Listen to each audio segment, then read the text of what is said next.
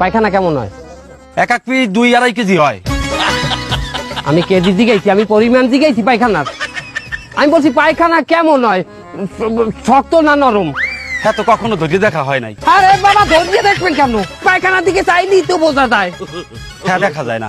আরে মেয়া, আপনার পায়খানা কি পড়িয়ে হেটা আওইয়ে যায়, উদা হয়ে যায়? যে ডাক্তার সাহেব এক প্রকার ওইরকমই। বুঝলাম না আপনার কথা। ডাক্তার সাহেব আমি নদীর পাড়ে ওই শৈলে গেছে পায়খানা করতে বই, বাড়ার সময় পানি নিচে হয়ে যায়, সেকালে পড়লে কিচ্ছু দেখা যায় না। আর জোয়ারের সময় জোয়ারে টান দিয়ে বাসাই লই যায় পায়খানা। আপনি একটু বয় নাম নেই, আমি পায়খানা বন্ধের ট্যাবলেট দিতে আছি।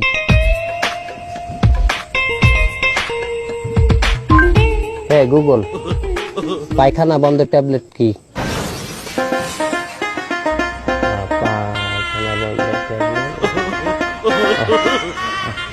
এই শোনেন, আইলান এই ওষুধটা খাইবেন। আচ্ছা এগুলা কি পায়খানা করার আগে খাম না পরে খাম? পায়খানার মধ্যে বই খাইয়েন। পায়খানার আগে পরে কেউ ওষুধ খায়? ওষুধ খায় খাওয়ার আগে পরে, খাওয়ার আগে খাইবেন।